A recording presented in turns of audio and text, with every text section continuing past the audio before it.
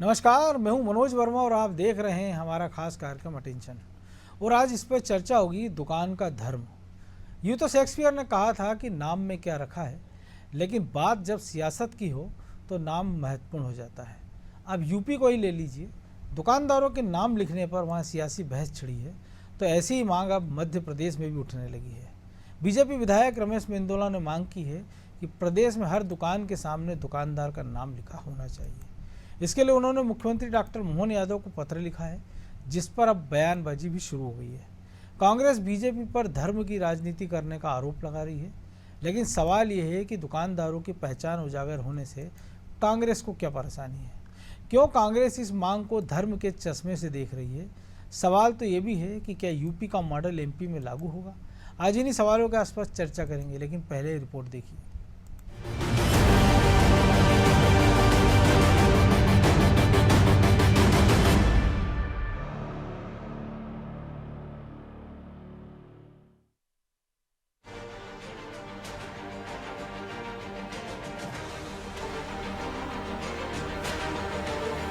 ठेला हो या फिर हो दुकान और उस पर लिखा है दुकान मालिक का नाम।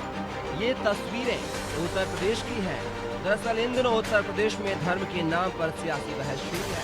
कांवड़ रूट पर यूपी की योगी सरकार ने हर दुकान को धार्मिक शुचिता बनाए रखने के लिए दुकानदार का नाम पहचान बताने के लिए कहा है। अब यूपी की तर्ज पर ऐसी ही मांग एमपी में शुरू हो गई है। मुख्यमंत्री डॉक्टर मोहन यादव से ये मांग सबसे ज्यादा वोट से जीतने वाले विधायक और कैलाश विजयवर्गीय के बेहद करीबी रमेश मेंदोला ने की है। रमेश मेंदोला ने मुख्यमंत्री डॉक्टर मोहन यादव को एक पत्र लिखा है। उस पत्र के जरिए मांग की है कि मध्य प्रदेश में भी दुकानदारों को आदेश दिया जाए कि वो अपने नाम को बोर्ड पर लिखें। इसके पीछे दलील दी है कि ऐसा करने से समाज में दुकानदारों की पहचान स्थापित होगी, व्यापार जगत में स्वास्थ्य प्रतिस्पर्धा होगी और प्रदेश का विकास तेज होगा। हालांकि उनकी मांग का बीजेपी समर्थन करेगी या नहीं, वो जान लीजिए। नियमों में यह है कि प्रोप्राइटर का नाम आपको बोर्ड पर लिखना ही पड़ता है, और अगर कहीं कोई लोग नहीं लिख रहे हैं तो उनको लिखना चाहिए, और उन्होंने ये मांग की है। और अगर मध्य प्रदेश में इसको लेकर कुछ लिखित नियम नहीं है तो वो बनेंगे तो अच्छा है। मध्य प्रदेश में भी दुकानदारों के नाम लिखने की मांग पर अब सियासत और आरोप प्रत्यारोप का दौर शुरू हो गया है। इतना ही नहीं, कांग्रेस ने इस मांग से दलितों पर पूर्वाग्रह की आशंका जताई है। कांग्रेस की तरफ से दलित नेता और प्रवक्ता मिथुन अहिरवार ने सीएम को पत्र लिखा है। उन्होंने बीजेपी पर जात और धर्म की राजनीति का आरोप लगाया और कहा कि उत्तर प्रदेश मॉडल का अनुसरण मध्य प्रदेश में भी होना चिंताजनक विषय है। देखिए, भारतीय जनता पार्टी के एक विधायक द्वारा की गई ये मांग ये बेहद आपत्तिजनक मांग है, और इसका कारण ये है कि आप देखें कि दलितों के खिलाफ आज भी इस समाज में पूर्वाग्रह जो है मौजूद है।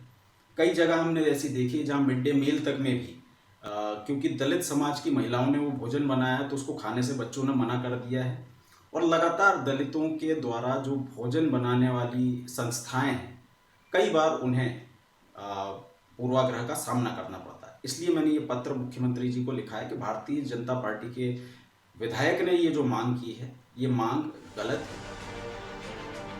कुल मिलाकर पहचान उजागर करने की मांग पर अब एमपी में भी सियासी पारा चढ़ने लगा है। कांग्रेस इसको धर्म की राजनीति बताकर बीजेपी को घेरने की कोशिश कर रही है, लेकिन सवाल ये है कि क्यों कांग्रेस इसे धर्म के चश्मे से देख रही है। अगर नाम लगाने से ग्राहकों को ये पता चल सके कि वो किससे सामान खरीद रहे हैं तो इसमें क्या दिक्कत है।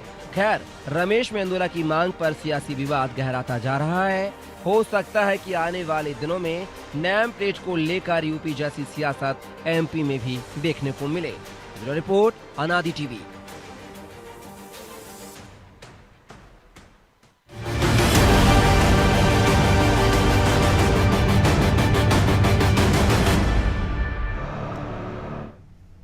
तो इसी पर चर्चा करने के लिए हमारे साथ जुड़ गए हैं वरिष्ठ पत्रकार अशोक शुक्ला और हमारे सहयोगी प्रभु पटेरिया। वो स्वागत है शुक्ला जी आपका नादी टीवी में। और उत्तर प्रदेश उत्तराखंड के बाद मध्य प्रदेश में भी मांग उठने लगी है। उत्तर प्रदेश में तो लागू हुआ नियम, उत्तराखंड में भी हो गया। तो आपको लगता है कि जब दो राज्य बड़े राज्यों में अगर हो रहा है, एक बड़े और छोटे राज्य में, और मध्य प्रदेश से जो मांग उठी है, तो इसको लागू करने में क्या आपत्ति है? देखिए, ये जो मांग अब उठ रही है, तो इसकी जो टाइमिंग है, उस टाइमिंग को लेकर विवाद है। और अगर आप इसका कानूनी प्रावधान देखें, तो खाद्य सुरक्षा और मानक अधिनियम जो 2006 का है, उसमें ये बहुत स्पष्ट था कि जो भी खाने पीने के स्टॉल होंगे, दुकानें होंगी, प्रतिष्ठान होंगे, वहाँ उसका प्रोप्राइटर भी होगा, पूरी सूची भी होगी और एक आपको विवरण भी देना पड़ेगा। और मुझे ध्यान आता है कि आपातकाल के समय में भी एक आदेश हुआ था उस समय कि हर दुकान, केवल खाने पीने की दुकान नहीं, हर दुकान में प्रोप्राइटर का नाम होगा, मूल सूची होगी, स्टॉक होगा। तो थोड़ा सा इसकी जो टाइमिंग अभी है, उस टाइमिंग में ऐसा लगता है कि जैसे किसी एक खास वर्ग के कारोबारियों को टारगेट किया जाता है। इससे बेहतर तो ये होता है कि कांवड़ियों के विवेक पर छोड़ दिया जाता है, क्योंकि मुझे लगता है कि भूखा रोटी की जात नहीं पूछता है।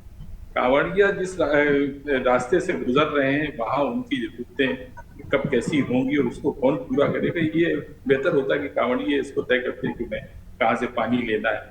बहुत सारे आप उत्पाद ऐसे देखेंगे नहीं, जिसमें लेकिन कंपनी चूंकि का मध्य प्रदेश में भी जो विधायक है इंदौर से, रमेश मेंदोला, इंदौर 2 से, उन्होंने ही मांग की है। और मध्य प्रदेश इंदौर में तो ऐसा कुछ है नहीं कांवड़ यात्रा का। नहीं, तो देखिए, ऐसा है कि अब भारतीय जनता पार्टी की सरकार यूपी में भी है, मध्य प्रदेश में भी है, और हिंदुत्व की एक जो राजनीति भारतीय जनता पार्टी करती है, उसके तहत ये मांग उतना स्वाभाविक। उत्तराखंड में भी इस तरह की मांग चल रही है कि साहब वहां भी लेकिन भारतीय जनता पार्टी की ही जो सहयोगी पार्टियां हैं जो एनडीए में शामिल है, आप उनके सुर देखिए, वो थोड़ा सा वो इस बात को लेकर, तो कुल मिलाकर इसकी जो अभी टाइमिंग है, और अभी हाल में जिस तरह से चुनाव हुए उत्तर प्रदेश में, थोड़ा सा जो एक मजहबी ध्रुवीकरण हुआ था जिसके चलते भारतीय जनता पार्टी को नुकसान भी हुआ है, शायद उसी को फिर से थोड़ा सा और गति देने की कोशिश हो रही है। और ये विवाद का मुद्दा तो स्वाभाविक था कि जब कभी आप इस तरह का कोई आदेश लागू करते हैं, खासतौर पर जब कोई धार्मिक का आयोजन के आगे पीछे आप इसको लागू करेंगे, तो स्वाभाविक है कि ये विवाद की स्थिति बनेगी। कांग्रेस को भी विरोध करना चाहिए, कांग्रेस को इसको कानूनी चश्मे से देखना चाहिए, और भारतीय जनता पार्टी को भी एक कानून की बात करते हुए इसको लागू करना चाहिए। 3 महीना पहले भी ये लागू किया जा सकता, यही समय क्यों चुना गया है, इस वजह से थोड़ा सा विवाद। हालांकि उनका तर्क तो यही है ना कि जिन रूट से कांवड़ यात्री निकलते हैं, तो उनके लिए केवल उसी रूट के पर्टिकुलर जिलों के लिए आदेश दिया था वो, उत्तर प्रदेश में और उत्तराखंड में भी। लेकिन प्रभु जी जो महामंडलेश्वर आह्वान अखाड़े के अतुलेशानंद, उन्होंने 3 साल पहले लगभग ये बात उज्जैन में उठाई थी कि महाकाल बाबा की नगरी में लाखों लोग आते हैं, तो यहाँ ये नियम लागू होना चाहिए। और 9 अगस्त को पिछले साल जो नगर निगम की राजस्व समिति के अध्यक्ष हैं बीजेपी के रजत मेहता, उन्होंने ये बाकायदा प्रस्ताव उसके लिए पास किया था कि प्रोप्राइटर के नाम आपको दुकानों पर लिखना पड़ेगा कि इस दुकान का प्रोप्राइटर कौन है। बीच में एक खबर आपको भी ध्यान होगी, एक लंबी चौड़ी एक लिस्ट आई थी कि जिन होटलों के नाम, रेस्टोरेंट के नाम हिंदुओं के नाम पर थे, लेकिन उनके संचालक मुस्लिम थे। तो अगर ये मांग उठ रही है, उत्तर प्रदेश में तो मांग सकते हैं कि एक ध्रुवीकरण का मामला है, लेकिन मध्य प्रदेश में अगर ये मांग उठ रही है, तो इसको किस नज़रिए से देखा जाए, क्योंकि यहाँ तो भी ना चुनाव है ना ऐसा कोई माहौल है। देखिए मनोज जी, खरबूजे को देख के खरबूजा रंग बदलता वाली बात है। भारतीय जनता पार्टी की सरकार वहाँ भी, भारतीय जनता पार्टी की सरकार यहाँ भी, और स्वाभाविक तौर पर किसी एक राज्य में यदि कोई ऐसी मांग उठती है तो उसका असर सभी जगह पड़ता है। और लोकसभा चुनाव में अभी जो बीजेपी की जो उम्मीदें थी वो उस तरीके से सफल नहीं हुई, तो निश्चित तौर पर जो अशोक शुक्ला जी कह रहे हैं, जो ध्रुवीकरण का जो प्रयास था उसको और तेज करने, हवा देने की एक कोशिश है, क्योंकि आने वाले 2 साल बाद उत्तर प्रदेश के चुनाव धीरे धीरे 10 सीटों पे उपचुनाव, 10 सीटों पे उपचुनाव भी है, धीरे धीरे मुलम्मा चढ़ाया जाता है, तो वो कोशिशें हो रही है। और हमने देखा है कि भारत यदि देश में 30-32 साल बाद पूर्ण बहुमत की सरकार आई थी जब बीजेपी की, तो उसके बैकग्राउंड में क्या था? उसके बैकग्राउंड में ध्रुवीकरण ही था कि हिंदू वोट एक तरफा यदि बीजेपी की तरफ चले गए थे, तो बीजेपी लगातार बहुमत में आई 2 बार। हिंदू वोट यदि बढ़ जाता है जातियों में, अलग अलग अपने वर्गों में, अपने अलग अलग कैंडिडेट पर, तो फिर इस तरीके की बहुमत की स्थिति नहीं आती, जो इस बार देखने को दिखाई दिया। क्योंकि पहले 4 चरण तक तो प्रधानमंत्री भी इस बात को, ध्रुवीकरण की बात नहीं कर रहे थे। 4 चरण के बाद फिर वो सबका विसाथ को उन्हें तिलांजलि दी, और फिर वो इन मुद्दों पर आ गए कि मुस्लिम आरक्षण और तमाम। तो कोशिशें लगभग राजनेताओं की वही होती है, उनका मूल उद्देश्य यदि कहें, अल्टीमेट गोल सत्ता पाना है, वो सत्ता पाने के तमाम प्रयास करते हैं, तमाम प्रबंध उसी तैयारी से करते हैं, कोशिशें उनकी वही होती हैं, तो आगे बढ़ाने का है। और जैसा शुक्ला जी ने बताया, ये 2006 में यूपीए सरकार के समय का नियम है, खाद्य सुरक्षा मानक अधिनियम जो बना था उसमें, और 2011 से इसको लागू किया गया था। इसमें यह है कि जो फूड लाइसेंस है, उस फूड लाइसेंस में दुकान का नाम, दुकानदार का नाम होना चाहिए और लाइसेंस ऐसी जगह पे प्रदर्शित किया जाए जहां से सबको दिखे।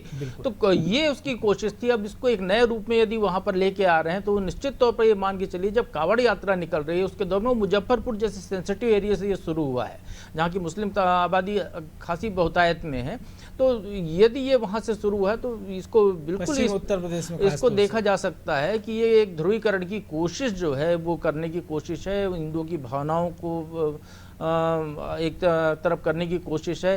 तो ये कोशिश उसके नज़रिए से दिखाई दे रही है। लेकिन एक चीज़ और इस पूरे मामले में ये है मनोज जी, यदि हम धार्मिक सरकार का एक कर्तव्य ये भी है कि सभी धर्मों के लोग अपने धर्म के रीति रिवाज के हिसाब से अपने जो धर्म के संस्कार के कार्य हैं वो कर सकें। अब यदि जो कांवड़ यात्रा में है, कुछ लोग उपवास रखते हैं, कुछ लोग फलाहार करते हैं, और जिस तरीके के सोशल मीडिया पे आजकल जो वीडियो आ रहे हैं कि कोई थूक रहा है, कोई कुछ कर रहा है, कोई अशुद्ध ही दे रहा है, तो वो उसको लेकर उनकी धार्मिक भावनाएं आहत ना हो सकता है इसके पीछे कि ये भी उनका सोच हो कि कांवड़ यात्रा के लिए तो इसको फिर टाइमिंग करना चाहिए था कि जब तक कांवड़ यात्रा निकल रही है तब तक के लिए कर दिया जाए, उसके बाद फिर उसको हटा दिया जाए। क्योंकि अब देखिए कि बहुत सारी दुकानें ऐसी होती हैं जो न चला किसी और धर्म का लोग रहें या संप्रदाय के लोग रहें, लेकिन वहाँ पर खाने पीने सभी धर्म के लोग जाते हैं क्योंकि उसका स्वाद अच्छा है, हाइजीनिक है। वैसी स्थिति नहीं तो हाइजीन पर यहाँ फोकस करते तो शायद ज़्यादा बेहतर होता। आप कहते हैं कि आप भाई हाइजीनिक तरीके से दीजिए, वो लोग उपवास में चल रहे हैं, धार्मिक यात्रा पर हैं, तो उनके लिए ध्यान रखा जाए, उनके नियम कानून का, उसके हिसाब से उनको सामान दिया जाए। ये कोशिशें होती तो ज़्यादा बेहतर होता। लेकिन चूंकि राजनीतिक रंग हमारे यहाँ चढ़ाने की एक परंपरा है, और जैसा आपने उज्जैन का बताया ही है कि उज्जैन में भी ये कोशिश की जा चुकी है, और रमेश मेंदुला जो विधायक हैं बीजेपी के इंदौर से, उनने भी ये बात रख दी है। तो निश्चित तौर पर ये उसी मामले को और हवा देने की कोशिश है।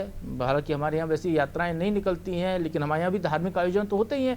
अभी महाकाल की सवारियाँ निकलनी हैं उज्जैन में, पूरा सावन का महोत्सव है, बहुत सारे लोग उपवास रखते हैं। तो हर धर्म के हिसाब से, संप्रदाय के हिसाब से जो नियम प्रक्रिया है उसको पालन करने की दिशा में। और एक बात और कहना चाहूँगा कि हम जिस समाज में रह रहे हैं, कहाँ जा रहे हैं, आप इसको भी देखिए कि कुछ समय पहले हमने ऐसी चीज़ें देखी थी, सोशल मीडिया पे ऐसे वायरल हुए, कुछ लोगों ने ऐसी चिट्ठियाँ निकाली, ऐसी लिस्ट निकाली कि वो किसी खास वर्ग के व्यक्ति उसी वर्ग की दुकानों से सामान लें। तो ये वैमनस्य बढ़ाने की जो बात होती है, वोट बैंक को पुख्ता करने के लिए नेता फिर इसमें हवन अपनी आहुति डालने की कोशिश करते हैं। तो ये प्रयास होते दिखते हैं। सरकार को सभी चीज़ों को, सभी पहलुओं को समझकर सही ढंग से इसमें निर्णय लेना चाहिए। मुझे नहीं लगता कि ऐसे करने की मध्य प्रदेश में आवश्यकता है। यदि उन्हें लिखा है, सुझाव दिया है, विधायक को सुझाव दे सकते हैं। इस मानना ना मानना इस सरकार के ऊपर है। बिल्कुल, तो मानना नहीं मानना तो सरकार पर है शुक्ला जी, लेकिन जो कानून की बात है तो हो सकता था उसको बेहतर तरीके से इम्प्लीमेंट कर दिया जाता उस कानून के हवाले से ही, कि ये नियम सबके लिए हो जाता, पूरे देश में एक जैसा हो जाता। क्योंकि केंद्रीय कानून है, राज्य सरकार है, उसको लागू करवा ली थी, बड़ी शांतिपूर्वक ये काम हो जाता। इसमें हिंदू मुस्लिम करने की जरूरत भी नहीं पड़ती। क्योंकि अगर बड़ी दुकान तो ठीक है, अगर एक कोई आम वाला भी हम देख रहे हैं कि वो भी पर्चा लगा के घूम रहा है कि आरिफ फल, तो उस फल में तो कुछ ऐसी चीज़ होती नहीं है कि जिससे कोई अगर जो वेज वाला व्यक्ति है तो उसका धर्म भ्रष्ट हो जाएगा, या जिसका व्रत है उसका धर्म भ्रष्ट हो जाएगा, या कावड़िया खा लेगा तो उसका धर्म भ्रष्ट हो जाएगा। देखिए 10 वर्ष से यूपी, मतलब अभी 10 वर्ष तो नहीं हुए, लेकिन यूपी में योगी सरकार तो काफी समय से कांवड़ यात्रा हर वर्ष कांवड़ यात्रा निकलती है। तो इस वर्ष जब उत्तर प्रदेश में भारतीय जनता पार्टी की कुछ सीटें घट गई हैं और जिसमें बड़ी उम्मीद लगाए बैठी, तो वो उम्मीद पूरी नहीं है। और तब आप जो है ये, तब आपको ये ध्यान आता है कि कांवड़ियों का जो रूट है उसमें जो खाने पीने की चीजें हैं वो शुद्ध तरीके से मिले, सात्विक तरीके से मिले, और साथ में जो है वो सनातनी तरीके से मिले। जो सबसे महत्वपूर्ण, देखिए अस्पृश्यता की इजाजत आपको कानून इस देश में नहीं देता। वो हिंदू समाज में अस्पृश्यता हो या मजहबी अस्पृश्यता हो, इसकी इजाजत तो आपको कोई नहीं देता है। और फिर जब एक कानून बना था तो आप 3 महीना पहले भी इसको लागू कर सकते थे, अगर आपकी मंशा यही थी कि आप जो है खाद्य मानक सुरक्षा अधिनियम लागू करके और हर व्यक्ति को, मतलब केवल कांवड़ियों को, देश के हर नागरिक में तो आप ये सुरक्षा प्रदान कर सकते थे कि वो उसको शुद्ध भोजन मिले, ठीक ठाक भोजन मिले, उसको ये पता होना चाहिए कि उसको बना के देने वाला कौन है, उसकी क्वालिटी क्या है। अभी भी देखिए बहुत सारे नियम ऐसे ही जिसमें आपको ये भी बताना पड़ता है कि आप जो चीज बना रहे हैं उसमें आप जो कंटेंट्स यूज कर रहे हैं वो क्या क्या कंटेंट है। तो खाद्य सुरक्षा अधिनियम जो है बड़ा कानून है और बहुत जरूरी कानून है, इसको पहले से देश में लागू करना चाहिए था। लेकिन सरकारें जो होती हैं वो जो वोट की राजनीति होती है, उसके चलते जब वो इस तरह के आयोजन से पहले कोई नियम लेकर आती है तो स्वाभाविक ये विवाद की स्थिति बनेगी। क्योंकि जो देश के अंदर राजनीति है हमारी, वो या तो जातियों में बट गई है या वो मजहब में बढ़ गई है। तो उसके चलते ये जो कानून लागू किया है इसकी वजह से विवाद की स्थिति है। और मध्य प्रदेश में जो आप कह रहे हैं, मध्य प्रदेश में भी इसकी आवश्यकता है, लेकिन अभी नहीं। अभी अगर आप कुछ करते हैं तो उसको जो है वो सांप्रदायिक नजरिए से उसको लोग देखेंगे, उसी पे टोका टाकी भी होगी और राजनीति भी उसी तरह से होगी। ये लेकिन थोड़ा सा हमने एक इसी आवाज मध्य प्रदेश में देखा ना कि जब डॉक्टर मोहन यादव मुख्यमंत्री बनते हैं तो धार्मिक स्थलों से लाउड स्पीकर उतारने का फरमान होता है, तो सारे लोग उतार देते हैं। खुले में अवैध रूप से जो तो मांस कोर्ट का बिक रहा फैसला था उसको ढकने का आदेश हो जाता, वो हो जाता है, तो फिर ये भी हो जाए अगर होना है तो। ये तो कुछ कोर्ट के फैसले थे जिसमें कोर्ट ने कहा था कि एक इससे ज्यादा सीमा के जो डेसिबल वाले हैं, ज्यादा शोर मचाने वाले हैं, वो उस तरह के स्पीकर कहीं भी, तो वो केवल ऐसा नहीं था कि वो केवल एक खास मजहब के लोगों का था, नहीं, मंदिरों वो के धर्म स्थलों की बात थी, धर्म स्थलों की बात थी, तो सभी था। तो अब चूंकि पूरी देश की राजनीति आप देखिए वो इसी दो ध्रुवों पर घूम रही है और पार्टियां भी इसको जो है इसी तरह का नैरेटिव सेट करती है। अभी अगर भारतीय जनता पार्टी के रमेश मंडेला जो विधायक सांसद हो गए, अगर उन्होंने जो है इस तरीके से मांग की है और मुख्यमंत्री को पत्र लिखा है, तो आप समझ सकते हैं कि धर्म की ही राजनीति हो रही, धर्म के आगे पीछे ही वोट कमाने की कोशिश है। ये नहीं होना चाहिए। और अगर देश में कानून पहले से बना हुआ था तो या तो आप इसको पहले लागू कर लेते या थोड़ा सा रुक जाइए, आप थोड़ा सा कांवड़े आपका हो जाने की। अस्पृश्यता की इजाजत कोई कानून आपको नहीं देता है देश में, चाहे वो मजहबी अस्पृश्यता हो या जातिगत अस्पृश्यता हो, तो छुआछूत से तो बचना हो, और नहीं तो विवाद की स्थिति बनेगी और ये ठीक नहीं है देश की। लेकिन जो चिट्ठी का आपने जिक्र किया, हमने देखा कांग्रेस प्रवक्ता ने भी एक चिट्ठी लिख दी मुख्यमंत्री को, जबकि उन्हीं की यूपीए सरकार में कानून बना और बीजेपी गठबंधन में कई सारे दल इसको लेकर आवाज़ उठा रहे हैं कि जेडीयू की बात कर लें, केसी त्यागी का बयान है, केंद्रीय मंत्री चिराग पासवान का है, लेकिन निषाद पार्टी के संजय निषाद वो इस कानून के पक्ष में, वो कह रहे हैं कि ऐसा होना चाहिए। लेकिन सबसे बड़ा सवाल है कि जब यूपीए सरकार ये कानून लाई थी तो वो गठबंधन की एक सरकार थी, ऐसा नहीं था कि बीजेपी की पिछली 2 सरकारों की तरह एक गठबंधन था और मन मर्जी से वो कानून ले आए थे। तो बाकायदा बाकी सहयोगियों की भी राय ली गई थी, और अगर सबकी राय से तब लिया गया था निर्णय, तो आज ही अगर आवाज़ उठ रही इसके खिलाफ में, तो ये भी तो माना जाए कि इसको लेकर भी राजनीति हो रही, क्योंकि जिस कांग्रेस ने कानून बनाया वो भी इसके खिलाफ हो गई, जो सहयोगी दल साथ में थे वो भी इसके खिलाफ हो गए। देखिए, यूपीए सरकार ने जो कानून बनाया था उसमें कांवड़ यात्रा का जिक्र नहीं था, वो उसका लेकिन एक नाम का जिक्र जी, जो नाम स्पेसिफिक प्रोप्राइटरी का नाम लिखने की जो बात थी उसका जिक्र तो है ही उसमें। शॉप एक्ट के तहत वैसे भी ये बहुत पुराना नियम है। शॉप एक्ट के तहत, शॉप एक्ट का जो लाइसेंस बनता था उसमें भी प्रोप्राइटर का नाम होता था, उसके यहाँ जो कर्मचारी काम कर रहे हैं उनका नाम होता था, जो सामान बेचेगा, खरीदेगा, रखेगा, स्टॉक रखेगा, वो सब चीज, ये सब कानून में प्रावधान पहले थे। लेकिन हमारे देश में कानून जो है पूरी तरह से लागू नहीं होते, वो कागजों में ही दफन हो जाते हैं। और ये भी कानून इसी तरह से था जो कागजों में बना और कागजों में रह गया।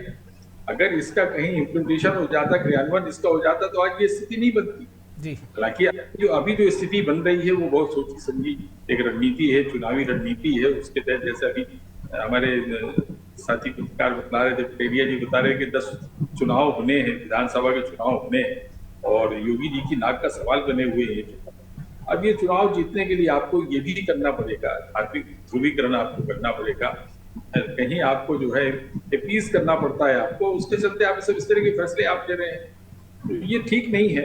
अगर कानून बना हुआ था तो इस कानून को आप 3 महीना पहले भी लागू कर सकते थे। आपको तो पता था ना कि कांवड़ यात्रा निकलेगी, या 3 महीने बाद कर सकते थे जी, और हर वर्ष निकल रही थी, तो इसी वर्ष आपने इसको क्यों चुना? ये जो टाइमिंग आपकी, मैं बार बार कह रहा हूँ, ये टाइमिंग ठीक नहीं है। तो प्रभु जी टाइमिंग ठीक नहीं, लेकिन हमने देखा खाद्य सुरक्षा कानून में एक प्रावधान ये भी था कि अगर आप जो वेजिटेबल वाली चीज़ें हैं तो उसमें आप एक लोगो निशान देखते थे हम हरा, बाकी के लिए लाल निशान की व्यवस्था थी। लेकिन अब बीच में हमने देखा कि हलाला सर्टिफिकेट जारी होने लगा, तमाम सारी कंपनियां उसको, चाहे वो हमने देखा फलारी मिक्सचर तक पर वो लिखा जाने लगा, तो इसको लेकर भी मांग उठी। तो अगर वो गलत थे तो ये भी गलत होना चाहिए, फिर इस पर भी रोक लगना चाहिए। हालांकि हमने देखा उत्तर प्रदेश में कई सारी इस पर FIR हुई है कि आप ये सर्टिफिकेट जारी नहीं कर सकते, 4 कंपनियाँ इसको जारी कर रही थी, उन पर रोक लग गई है। तो ये जो दोनों तरह का अपीजमेंट है, तो इस पर भी कंपनियों को भी कसना पड़ेगा, प्रोप्राइटरों को भी कसना पड़ेगा, और इसको फिर हमको ध्रुवीकरण के नज़रिए सेट कर आम आदमी की सुविधा से देखना पड़ेगा कि अगर रामलाल को भी बोर्ड लगा रहा है तो अगर रामू लगा रहा है तो रामलाल भी लगाए, और सलीम लगा रहा है तो श्यामलाल भी लगाए। देखिए मनोज जी, जहाँ तक आपने हलाला की बात कही, तो हलाला सर्टिफिकेट कोई सरकार इशू नहीं करती थी, वो कोई एक बिल्कुल 4 कंपनियां बन गई थी। निजी कंपनियां थी। ये बिल्कुल वैसा ही है जैसा ISO सर्टिफिकेट जैसा मामला है कि आप अपने आप को स्थापित करने के लिए मार्केट में अपने प्रोडक्ट की ब्रांडिंग करने के लिए आप एक सर्टिफिकेट लगा लेते हो। मार्केटिंग का फंडा था। उन्होंने कहा कि भाई ये हलाला उसमें सर्टिफाइड है तो फिर मुस्लिम समाज के लोग भी खरीदेंगे। खासकर अरब कंट्रीज जो है, जो एक्सपोर्ट होते हैं चीज़ें, उनमें वहाँ पर वो हलाला का वहाँ पे नियम है, तो आप वो उसके हिसाब से वो हलाल सर्टिफिकेट वहाँ पर आप लगा देते हैं।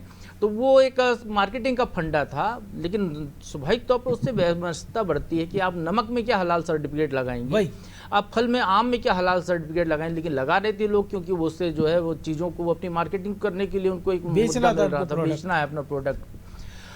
लेकिन ये जो पूरा मसला चल रहा है, इसमें नियम पुराना था, अब आप उसको बड़े लेवल पे उनको नाम लिखने की जो बात कर रहे हैं, निश्चित तौर पर ये गलत प्रक्रिया है। और बीजेपी के ही नेता मुख्तार अब्बास नकवी ने भी अस्पृश्यता की बात कही है इसको लेकर कि अस्पृश्यता फैलाने वाला ये आदेश है, इसको वापस लेना चाहिए, इसमें संशोधन होना चाहिए। तो आवाज़ हर स्तर से उठ रही है। जो भी व्यक्ति समझदार है, जो भी देश की भावनाओं को समझता है, हमारे जो मिली जुली संस्कृति का देश है, तो वो इस मामले पर सवाल उठा रहा है और सवाल सबके मन में आने चाहिए। लेकिन यदि किसी, हमने देखा कि कोई बाबा जी टी स्टॉल है, तो आपने कहा कि भाई नाम लिखो, तो नाम हो गया बाबा खान।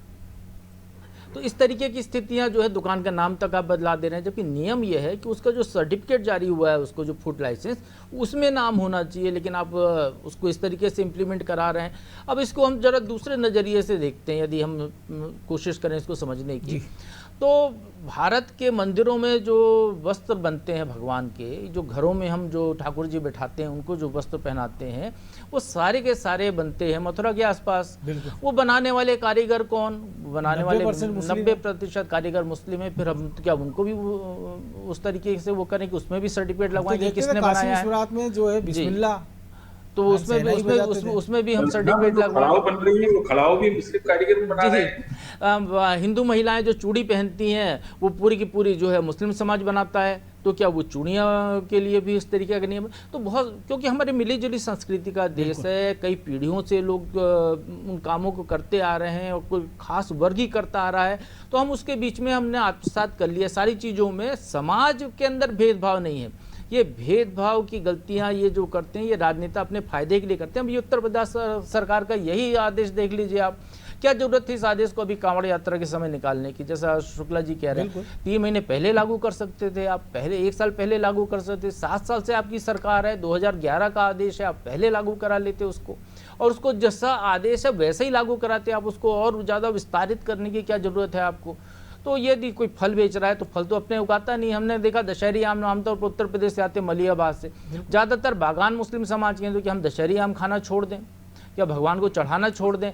राम मंदिर अयोध्या में भी चढ़ रहे हैं वो, तो क्या वहाँ पर भी भेदभाव होगा? तो निश्चित तौर पर इस मामले में सरकारों को, राजनीतिक दलों को सोचना चाहिए। और सबसे बड़ी बात जो है, हम जनता को सोचना चाहिए, समाज को इस बारे में आगे आना चाहिए कि भाई वो ऐसे लोगों को चुने क्यों। यदि कोई हमारा नेता ऐसी चिट्ठी लिख रहा है, तो वहाँ के जो तमाम समाज के लोग हैं उनको उस पर सवाल करना चाहिए कि आप ऐसा क्यों कर रहे हैं। इससे भेदभाव ही तो बढ़ रहा है। इसमें आप यदि ये कहें कि वो भाई शुद्धिकरण के साथ अच्छी चीज़ें बनाए, गुणवत्ता की चीज़ें बनाए, जो निरम धर्म है उसका पालन करे, उस तरीके से बनाए, तो ये यहाँ पे बात हो सकती है कि भाई वो जो ठाकुर जी के वस्त्र बना रहे हैं, तो वो ऐसे ही बैठ के तो नहीं बनाते, वो नहा के बनाते होंगे, चप्पल पहन के नहीं बनाते। ऐसे नियम धर्म है वो जिसका वो पालन करते हुए बना रहे, क्योंकि आस्था उनके अंदर भी है। उनको भी पता है ये कहीं आस्था के लिए जा रहा है चीज़ बनकर, तो परिवार चल रहा है। तो ये कोशिशें उस तरीके से होनी चाहिए, ना कि भड़काने की कोशिश होनी चाहिए। तो कहीं ना कहीं व्यवस्था बढ़ाने का, अस्पृश्यता बढ़ाने का जो काम चल रहा है, इस पर रोक लगना चाहिए। चाहे सरकार हो, चाहे समाज हो, हमको भी इसको स्वीकार नहीं करना चाहिए। लोगों को इसके बारे में खुद आना चाहिए कि भाई हम आरिफ की दुकान से क्यों नहीं खरीदेंगे फल तो आरिफ ने अपने घर में बनाए नहीं है, उसकी रसोई में नहीं बने, वो तो बागान से उठाया, बाजार से खरीद के लाकर बेचने आया है। तो इस तरीके का जो व्यवहार है, इस पर रोक लगनी चाहिए। निश्चित तौर पर ये बड़ा सवाल भी है, उम्मीद की जाना चाहिए शायद राजनेता से कुछ सबक ले लें। बहरहाल वक्त इतना ही था, बहुत धन्यवाद शुक्ला जी। तो दुकान का भी धर्म अगर देखा जाएगा तो फिर क्या होगा, और समाज जिस मोड़ पर खड़ा है और उसको अगर बांटने की और जो कोशिशें हो रही हैं और ऐसे ऐसे जो आदेश निकल रहे हैं, तो वो उससे किसी का भला नहीं होना है। ये ज़रूर हो सकता है कि उससे कोई एक छोटा सा वर्ग खुश हो सकता है, कोई एक छोटा सा वर्ग नाराज़ हो सकता है, लेकिन जो बहुसंख्यक लोगों की भावना है वो इसके बिल्कुल विपरीत है। और उम्मीद की जाना चाहिए कि राजनेता भी इसको समझेंगे और उसी के हिसाब से वो अपना नया आदेश जारी करेंगे और सरकार उसी हिसाब से चलाने का प्रयास करेंगे। अटेंशन में आज इतना ही, मुझे दीजिए इजाज़त और आप देखते रहिए अनादि टीवी। नमस्कार।